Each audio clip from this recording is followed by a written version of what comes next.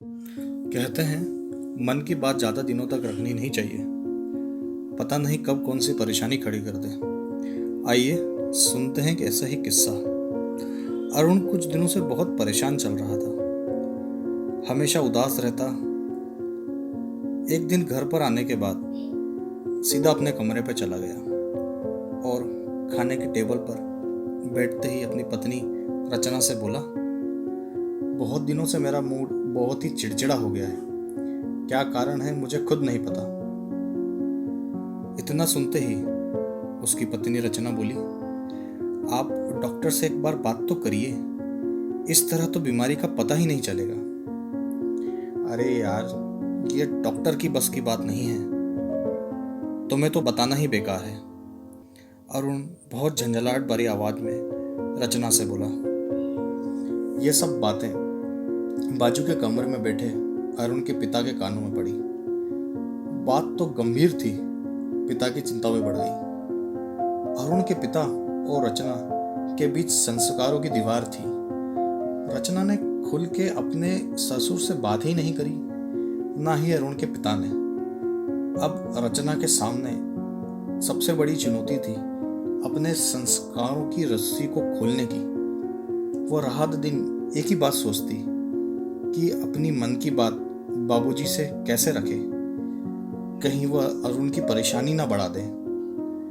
मन में एक ही ख्याल घूमता रहता कि बाबूजी से कैसे बात की शुरुआत करें। दोपहर के वक्त दवाई देने के बहाने बाबूजी के पास गई।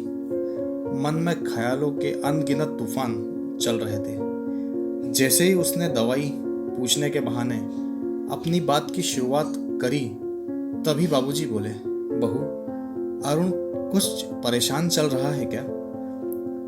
रचना के सारे तूफान और ख्याल, आंधियां सब बंद हो गई। ऐसी तो कोई उम्मीद करी ही नहीं थी। जी बाबूजी, वो कुछ परेशान चल रहे हैं, रचना ने बड़े प्यार से व्याकुलता तरीके से बोला।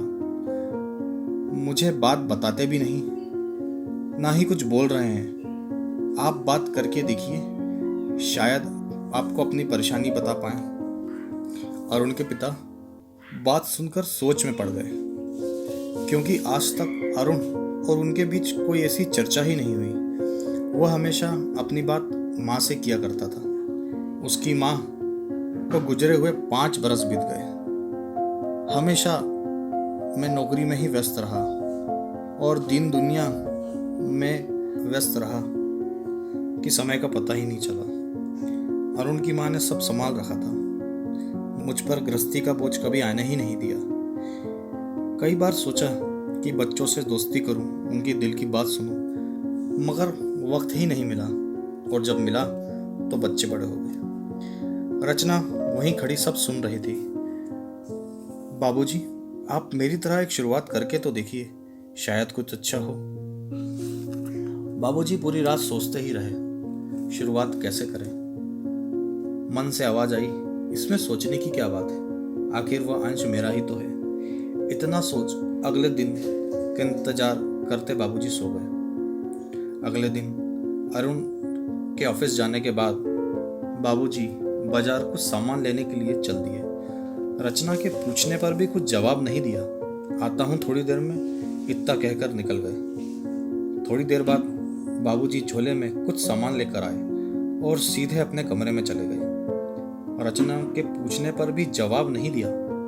शाम होने के बाद अरुण घर आया। वही नाखुश सा चेहरा साफ दिखाई दे रहा था। सीधा अपने कमरे में चला गया। अरुण नहाकर कमरे से निकला ही था कि कमरे में बाबूजी झोला लिए खड़े थे। अरुण बाबूजी को देखकर बोला, अरे बाबूजी आप? अरुण के पिता ने अरुण का हाथ पकड़कर पास बिठाया और झोले से कुछ सामान निकालने लगे। अरे बाबूजी, ये क्या है? अरुण बड़े प्यार से अपने पिता से पूछा। अरुण के पिताजी बोले, बेटा, ये वह चीजें हैं जो तू बचपन में अपनी माँ से जिद किया करता था और तेरी माँ मुझसे। तू कब बड़ा हो गया मुझे पता ही नहीं चला।